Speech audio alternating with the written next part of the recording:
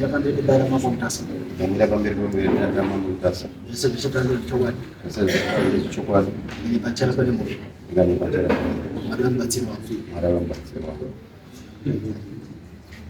pamusoro ichangano pamusoro vanhu vese vari dare nyaya yangu yakamira yakadai ngati ndichatitsanangure ikalife extic andakati yakamira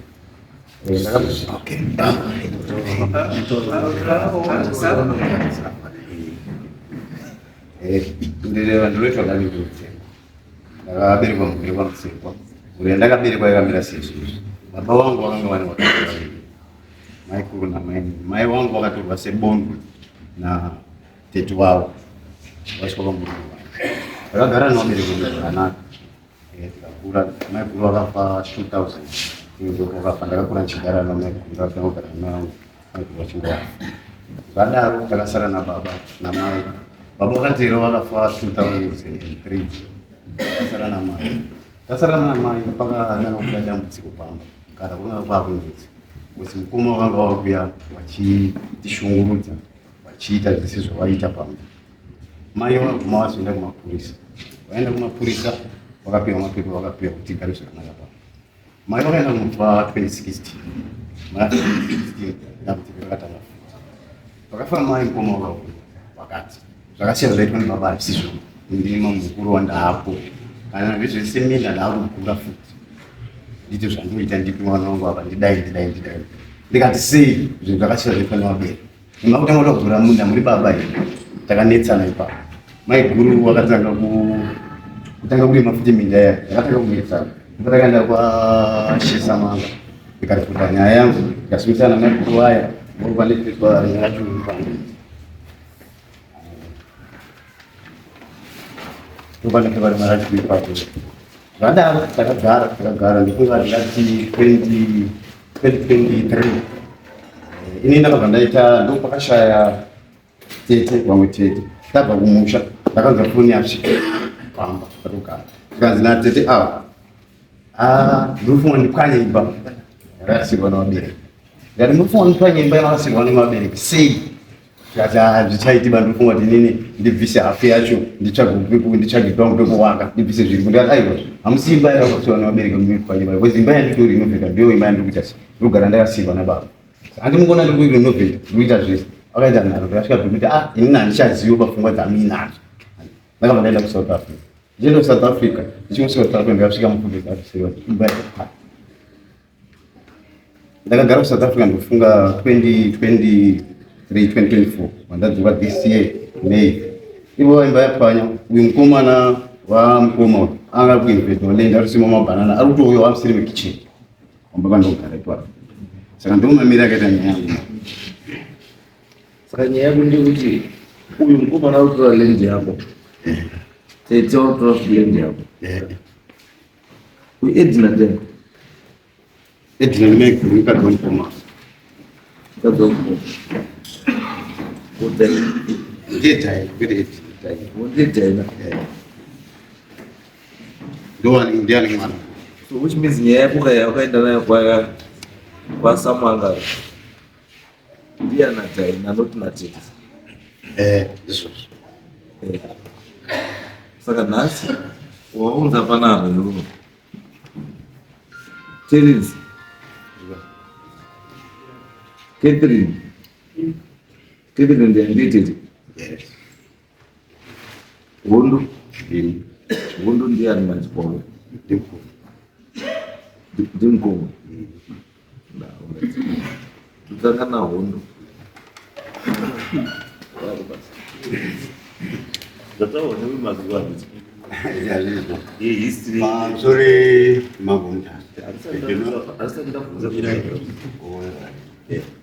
ndandimazvizwa here andazvizvo saka chatikuda isu chete ungotitaurire kuti mamiriro akaita zvinhu noti nyaya yakareba kuti kuti uyu ataura chinhu chake chekuti lendi yake nedzimba dzake dzakasirwa nebaba wake makapwanya maakutora minda maakutora ndipamira chiti tingotambire ivo zvekuti akazouya mai vake bondwe mai akazvinei bondwe mukadzi ende itsika yakanga iri. Saka ndonzirwo imi wagondo pamusoro pemabota ndodzigondo musemo ndakaberekwa muna 1940. Nyaya yari kutaura kuti takagara pamba pamai akatisatambudza kuti uchazoberekwa apa, ivo atisatambudza kuti uchazoberekwa apa. Taigara inini hanzva dzangu namai vangu. Imba yari kutaura takaiva pane hanzva dzangu namai vangu tiri 5, iye asipo. Minda yari kutaura changamire ndekuda kuti vanhu vanowanda, nyika ikuripa. Saka munda yababa yari kutaura yacho murepa baba mudini iripo pamurepa. Saka ini ndakati kuti aiwa baba akatigurira minda tichiri vasho.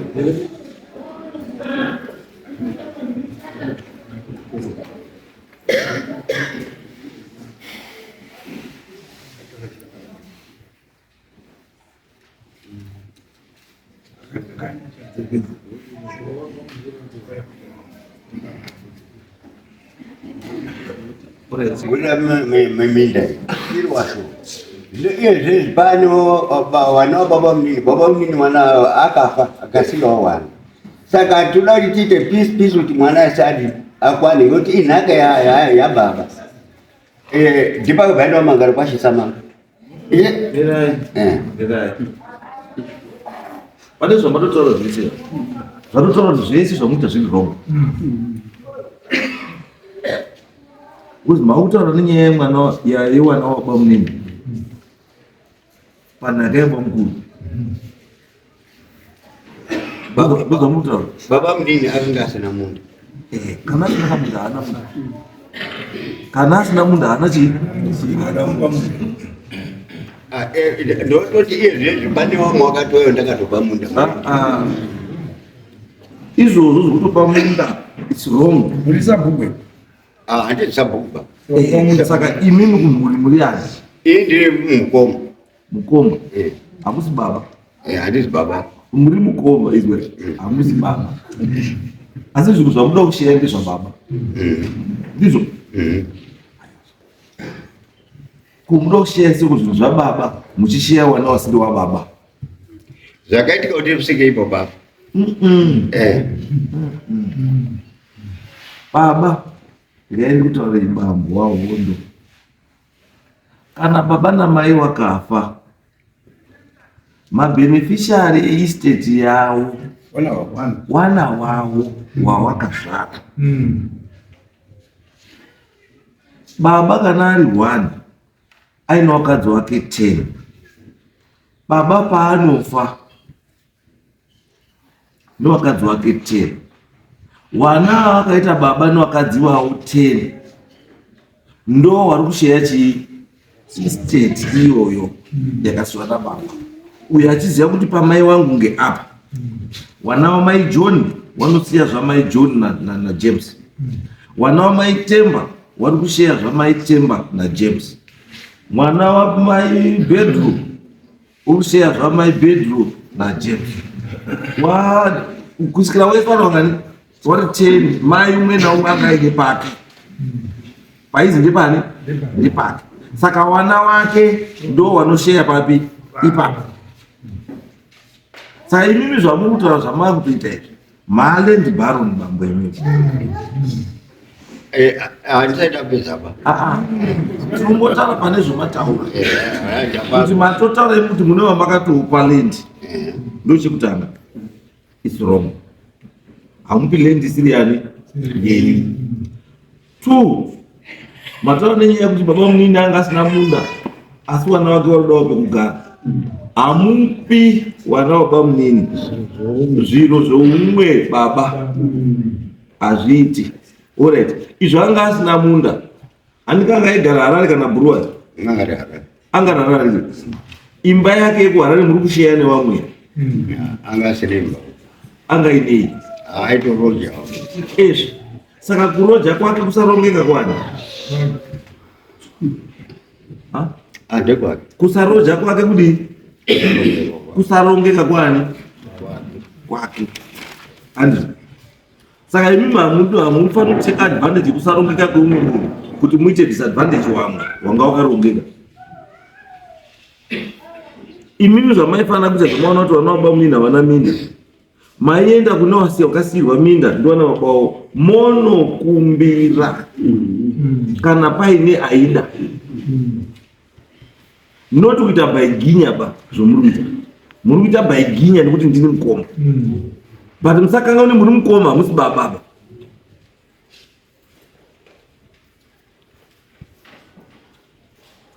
Titesa ndini yenyu imimi minda yacho makapawo wani pane wari kushaya. Aiwa ndio kune inini Zati yenyu imimi minda yamunoti yenyu wamakapawo pane wari kushaya ndiani? ndakapa iye mwana wako nini Makapa wani eh muchipa munda wani wangu wenyu.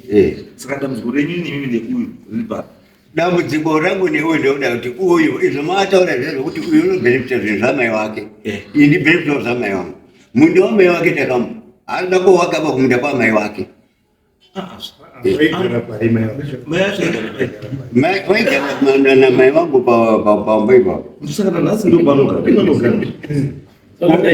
saka unotoende kuyangati yakasiwa ndi baba ipa dzakasiyana ndima yake na baba yaimbogara akanga akarorwa murumoja kurambwa kwake ini mhosva yake adaura vakafirwa nemuru kana ukafirwa nemurume utora kuti bhaumba kwako ii ukafirwa nemurume utora uchibva wasiya mushairi taura ichokwadi vadzingwe ichokwadi rinoti ari chokwadi chekuti azini ukafirwa dzokaumba kwako hakuna zvakadaro, hakuna.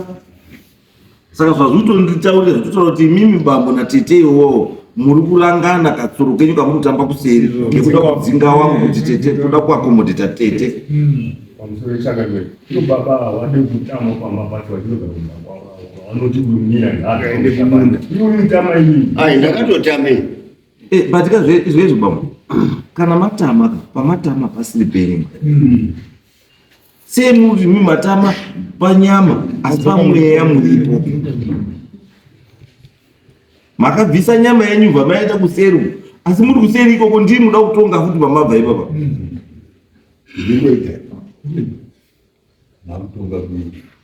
wahondo baba wenyu akanga ine mukadzi wakadzi wake wangani 2 wakadzi wake wari 2 havasi wakadzi wenyu ba wakadzi wababa kwamamuri mainini ndi mai ndi mukadzi wababa imi mamusi murume wamainini ba muri mwana wamainini nyangwe makore enyu ari mahombe kuna mainini asi muri mwana because mainini ndiye ari kutata nababa wenyu.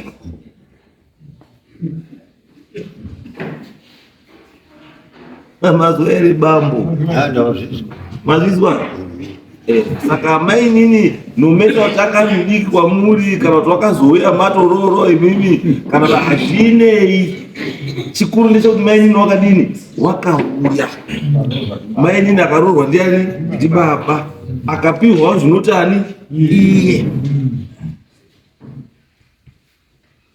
munhu akapihwa zvinotani iye ndobva azvarawo wana wani wake. Saka wana wake ndio anobenefita kuzvinhu zvani zvamai wako. Anzi agarai pasi wahondo tete Catherine Fumuka. Yes. Ndimi tete makabva muno. Ini ndadafika. makabva murume Mune wana ere? Ndinoona kuti Wana wakura sei? uno mwana wanake Umwe nomwe rechi ane wanake wakatoroorwa. wasikana wari mudzana Wasikana wakatoroorwa. wangu wakarwa sembiri Zvogoma makaroorwa mumwenyu anga asina munda. ini ndadafika ndadzoka kumba Ndati makadzokerere mwenyu asati afa. inini ndakadzoka babangu aripo ndanoti rugare rwuko ndandiri rwasvita Izwai musamhanye. Ndati pamaka mwenyu akafa manga musina here paiti imimi. panga pane minda asi minda yakatorwa ndanapaa ndo chakaita kuti ndidzoke kumba minda yenyu iyoyo yakatorwa yemurume iyo yamakatorerwa nana Bamunini, endai morwire minda yenyu, mutore minda yenyu ngenyu. Hamuti mimi matiza hondo yenyu kutanga imwe hondo. Kutanga mirai kucherera muri kutsvaga wakareka kwakatozi wakareka kuti ndova muri kutsvaga iko kunoti imimi chaiko chaiko matiza mada kotorerawo vamwe vane kunoti kwavo muchishandisai kuti ndiri mwana wepadaka mwana wenyu imimi muti ndewepi wenyu mwana ngewepi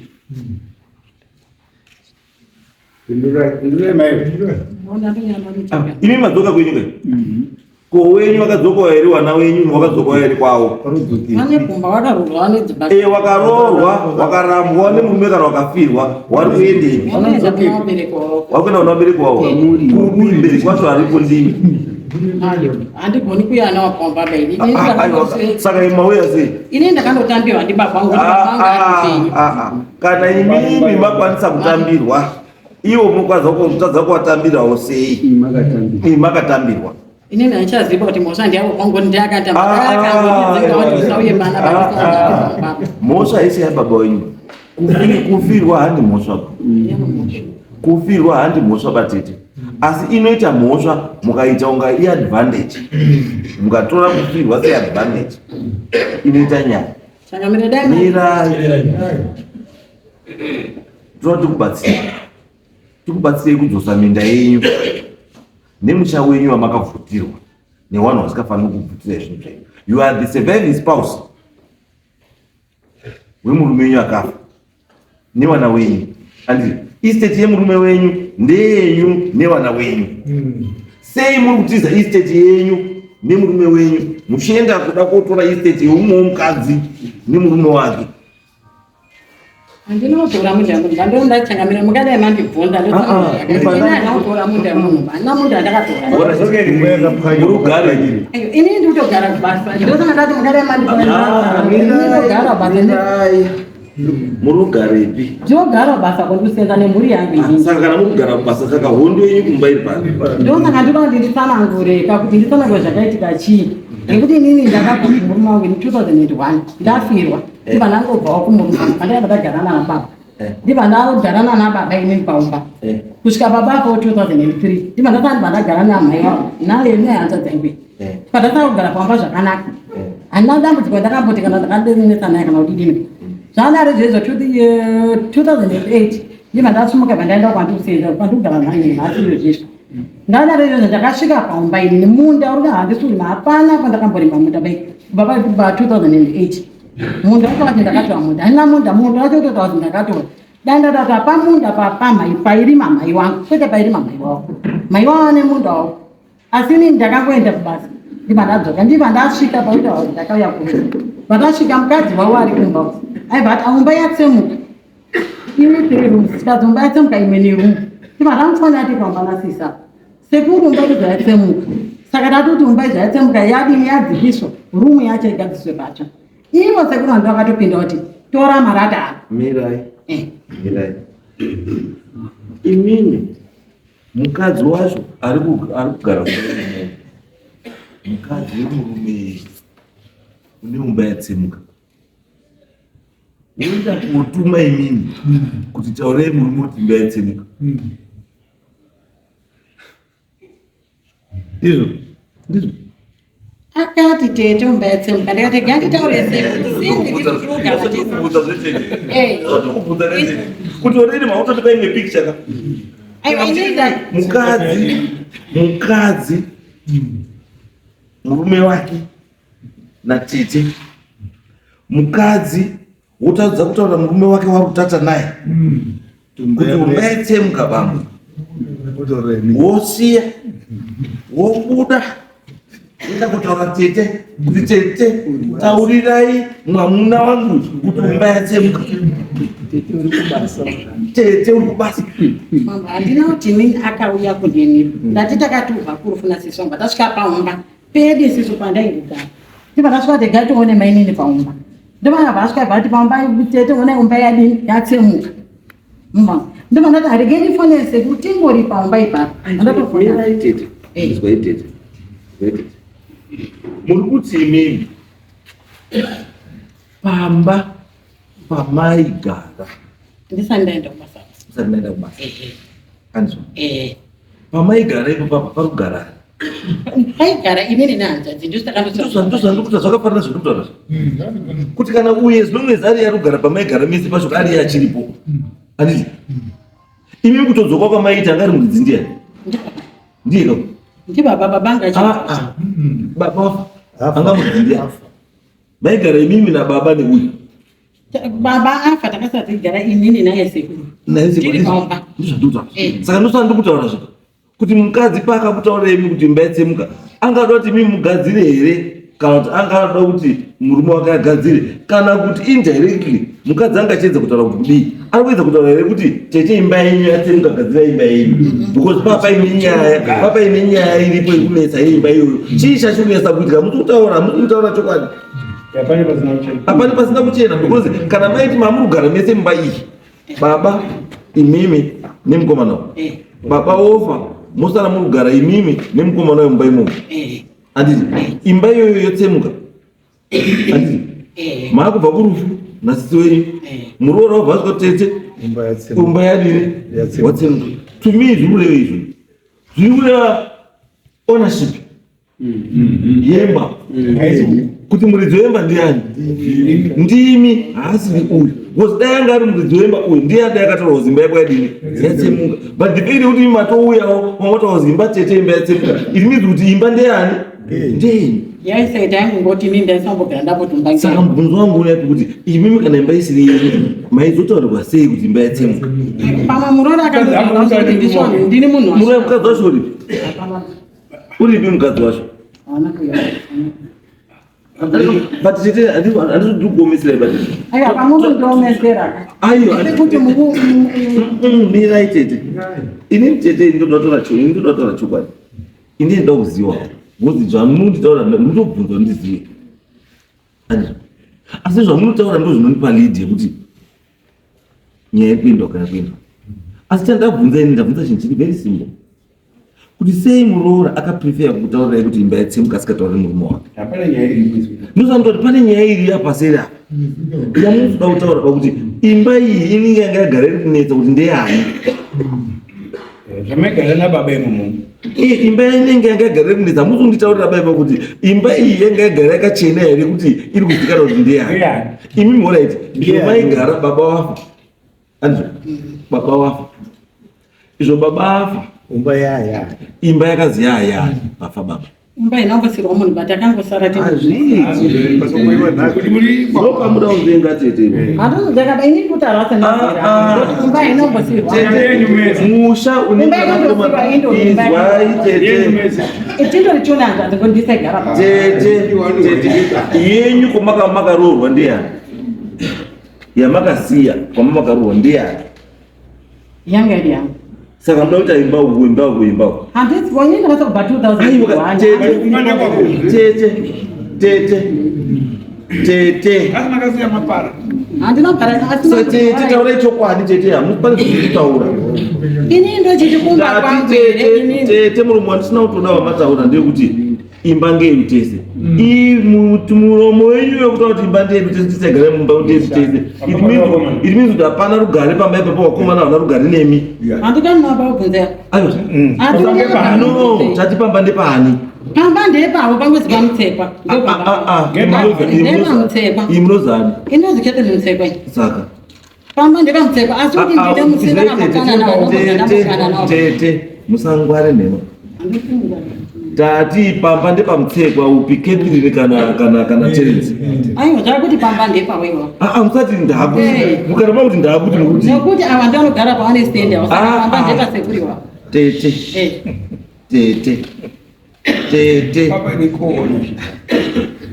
tati imba iri kugara mukomana uyu ndeyani yaya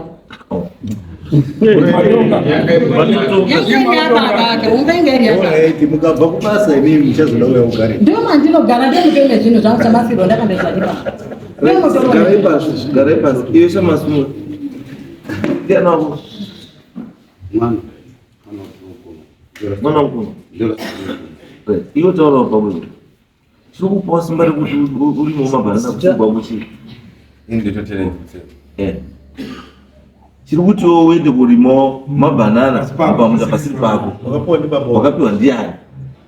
Inini kupiwa munda nemwana kuwa kurima kwadrukuta. Andinde kutoziva kuti inini ndikutosvika kwavasungadi because atiwonani nguva nenguva. Aiyo. Saka kushanda kwanani. Shamwari. Munhu akasiya musha wake, stand yake hapane dzimba dzake, pane stand, pane minda yake hapo. Unotorwa nani kuti ndepanhingi apo wapfurira? Ada kuudza ndiani yoruziya pako? Pako urupaziwa here? Pako paunogumira urupaziwa here? Ini kupiwa kwandakaita ndopa. Tati pako panoti iwe urupaziwa here? Saka sei urikupfurira pako? Ndopa ndikureva kuti hanombondiudza kuti mwana uda kuudzwa nani pako iwe? Pako urupaziwa. Saka uda kuudzwa nani? aipapo ndopa Bambo. Musatore mhiko dzekuya mundotamba nemhiko munoma chizvo. Kana matora mhiko munomuita chaizvo. Mukada kuya panapa musati makokazi kuseri atibatsiri. Munozwa bambo? You can't tell me kuti pako unopaziva asi uriyezwa kurori kwandari hamusi kwako ngokuti handina kuzotaurwa musi kwako. Uruti kurotaura nesi mapenga. Saka chauti chako ndechipi kana usingazivi pako? Kana pako pacho usikapazivi. Saka chauti pako unopaziva paukapiwa. Ndipaki paukapiwa. Wapfuurira asi utazi hana unditaurira bao ndapfuurira. Why should he tell you kuti wapfuura iwe uruziva kuti pako paugumira mupaziva? Uda kuudzwa nani kuti wapfuura?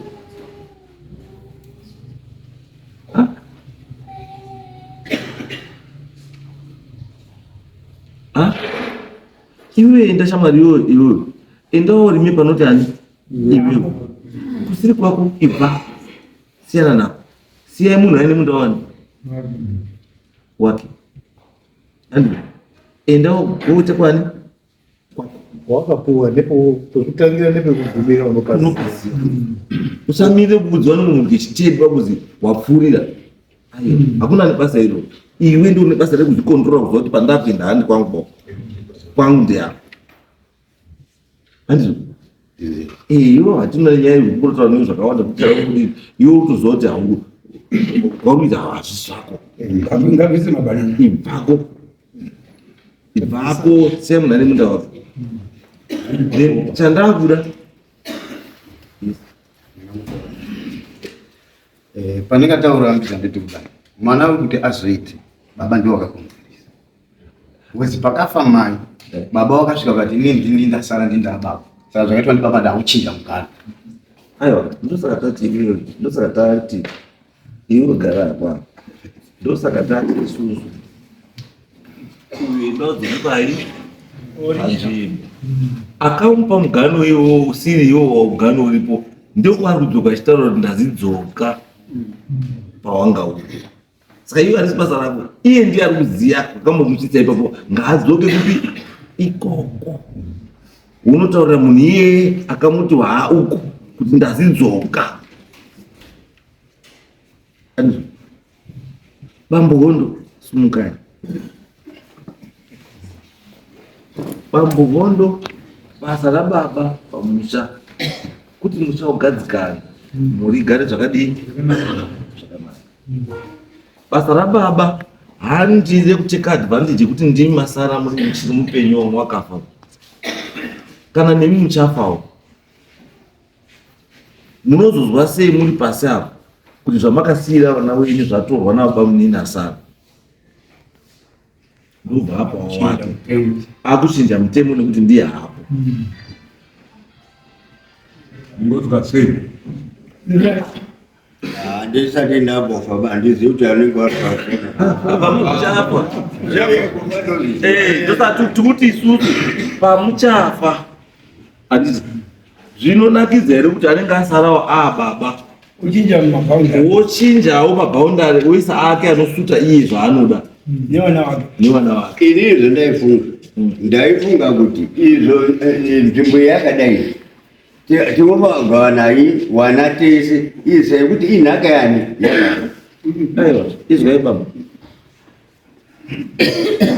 ndakutaura chinhu chiri simbo ndati baba wenyu anga ine madzimai mangani 2 ndizvo izvo anga ine madzimai 2 kuna mai guru nani namai nini andizvo imimi muri mwana wani wamai guru andizvo mai guru anga ine minda yani yake mai nini anga ine minda yani minda yamai guru ndiyo yamunosheya imimi wana wamai guru amusheyi minda yamai nini wana wamai nini ndiwo wanosheyawo minda yani yamai nini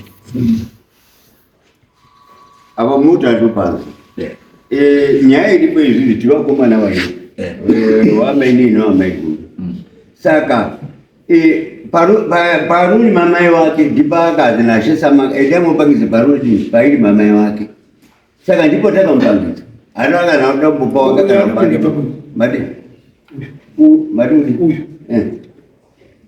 wazovominda uyu anopiwa kwenyu wako uyu mwana wangu anopiwa kwenyu ndipo ndakamupa uyu aditiro pangu alright ko tete vanomupa papa tete wakasirwa apa ndi mai wake nababa wake aiwa kadiko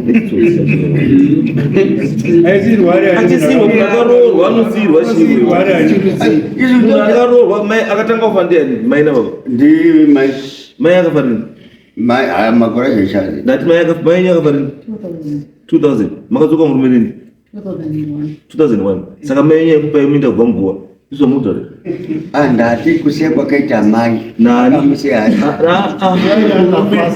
iye akafa mai akafa satadzoka murume ani baba ndichabaondo akabva kumurume 2001 mai akafa 2000 ini baba asi mimi manditaurira panapa mati mimi akasiyapiwa minda ndi mai wake nababa wake ari kumurume aiwa ini anomboisa madheti aiwa ruziva imimi neuyu muri andani hamza dzangu saka mutoda muti mainyu akafanira ndizviziva orit hamuzivi asi hadzadziri kuziva inoziva ane memori yemadheti correct mai wakafa 2000 iye wakabva kumurume 2001 amen hake ndiyaruziva ndoti saka musai wakapuwa ndimai zvada kuchiita bambo taona kuti mibambo ndoda kunyepera kuita akakungwara vese hatitwi izvozvo mukada kunyepera kuita zvamuda kuita izvo isusu hatizvibvumba we don't allow people to bully other people and hatitori zvinhu zvevanhu wapfupi nekureba kwete izvo hatiti munhu wese ngaadzoke panzvimbo pake kana muine issue yamuda kudiscussa yandikufunga kuti munofanira kunogara pasi imimi nemukomana uyu issue yatete kuti muakomodete tete muchii mumusha murongo tete muri kumupa papi muri mese handi chinhu chenyu mega imimi chekuti munoronga muri mega imimi no munoronga neuyu nekuti waningina muri vakomana 2 kwamainini ndeuyu kwamaikuru ndimi munorongera musha muri wangani muri 2 saka kana munorongera tete hafani kutiva part of the discussion munofanira kuzomudaidza momutaurira zvamune maronga emumuntu kuti tete toda kudai takudai noti imimi murongera tete kuseri zvikuda kuzonoudzawo zvamuda kuita imimi no chitese tete ihanzvadzi yenyu mwana wemumusha izvozvo zvakakosha asi tete adzoka pai pamusha asi haadzori pamusha aine kamukasimba kainaro because misha iyo uri kuda kudzoka usvika kuti nhasi ndadzoka kupaunga usipo yaichengetwa ndiani kune vanhu respect those people wakasara wakachengeta musha iwe uri kuchengetawa kwako. Tete kana uri kabva minda yenyu yamakatorwa ndana baba mune chipi chive matochema mairipota nyaya yacho pakati kubatsirai kuti minda yenyu newana wenyu idzoke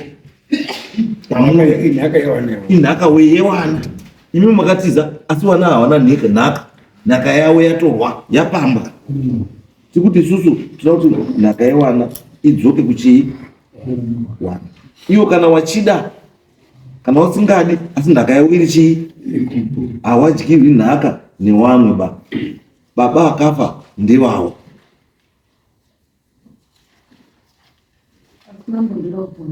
Yes.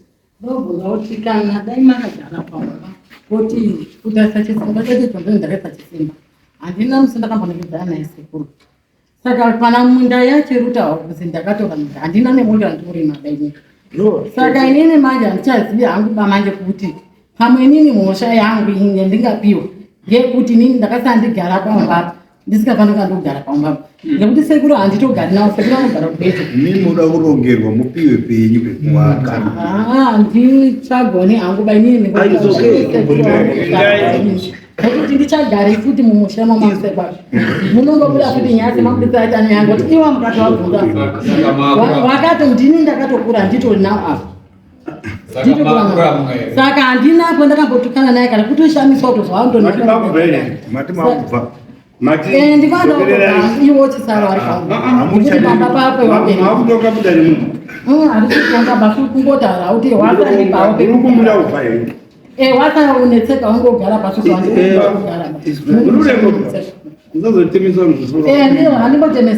ichinzwa iyi wakomana datimuona kuti minda yakamira sei mwaidhinifaya minda yacho kuti wane mukomana yake yakutorerwa mwaidhinifaya minda iri kuti wane mukomana mwaidhinifaya minda irikuonjani ndibambo moha machiona kuti minda iripo yababa namai ndeipi yababa namai ndeipi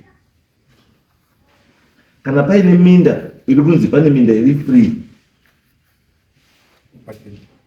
inofana kusheyiwa yovaidhinifaya tonoti yosheyiwa sei because I know wakafa mai nani na baba zvinoitika ndezvekuti kana umwe anga apiwa sheya yake baba namai wachiri wapenyu anoda kuti mai nababa vafa futi ada kudzoka futi yakotora futi mwesheya mupuraiti of which that's not the case. Wana mai nababa wakatopiwa pako kana uine hoko yako yawakapiwa mai nababa ndo kwako it means pakufa mai nababa wasinawo wamwe ndo vari kusheya not kuti iwe utsvage kuda kuya kudzoka futi kana kuda kuya kutora imwe sheya uchishandisa vana wako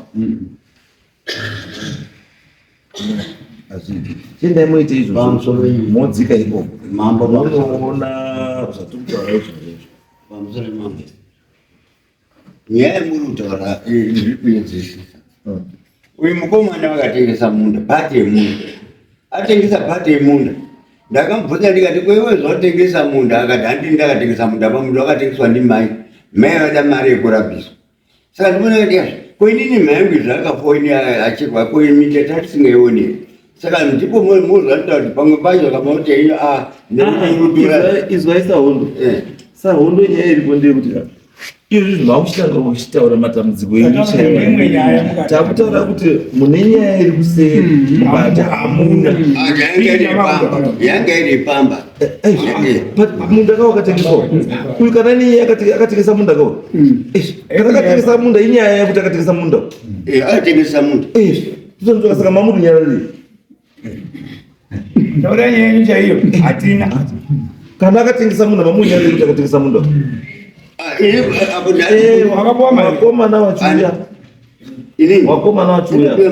wakomana wachuya chibva mawaratidza munhu wacho waakatengesa nemunhu wacho kana pato nemunhu aripo nemunhu wacho hatisida kutaura nemunda tichazwa ripoti wakomana wacho toizotangira papi pane imwe futi nyaya changama handizivi iri pasamu iri pasamunere ndiwo nyaya dzacho dzekugadzirisa nyaya dzewabereki pane imba yakasiwa nebereko akachinzi ndemba yemunhu asi mukoma wanozviti imba yaoneka awadibvumira mutende matendesirwa kuseri imba yechi vakati imba yemunhu ewa imba ndeyani ndeyababa iripi uri kuharare Iwe manje yakuda uzi yake mapipa ndishi yakuda mabeja. Hiyo sapi. Sasa yeye atakabona. Gaidi kakuba. Maabu sitaona yeye. Apa mamuru dia mana? Yeye kamunda kabuta. Ati oya. Yeye babuta imbe kwa rali do ile ya. Kune mari kwa rali do kune ya. Maabuta oya yeye tijuba. Amusu ya mesedi kamera. Nini kan storage. Nini zwembe kwa andisina basa nazo. Ina ndakati baba asizo wakangonipa kumushapi kugara nelendi yangu. Ndo chimwete zvangu ndiri kumusha handiti. Asi wakuduka kumusha kwacho wakutorera futi. Warari kwacho waruti awuko. Saka ndakuchinitse ndochita sei. Vakudodo harare kwacho. Zvamakuita manje baba. Zvamunoita chiendai modeclare estate yababa wenyu yababa yese dzimba chii zvese endai modeclare zvinezvo zviendai civil court mabasa enyu kuti imba iyo inofanira kana tikunziri kutengeswa inotengeswa mwana wese wababa anofanira kudyara ipiece of that.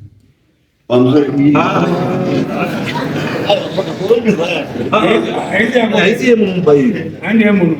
ndosaka ndikuti ndikuti iyi ndosaka ndati yaichi yeproperty chii haisi yemunodari munhu ndosaka ndati makuenda kupi civil court muchinodini muchinogadziriswa nyaya dzekuti property dzinomusheya sei.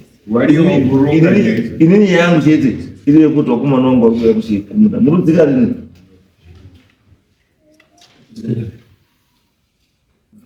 saka Friday munge muripo Friday munge muripo magadzirisa nyaya tigadzire nyaya tipedza nyaya mazwa iri wahondo Aya ndapanza. rai pakanaka.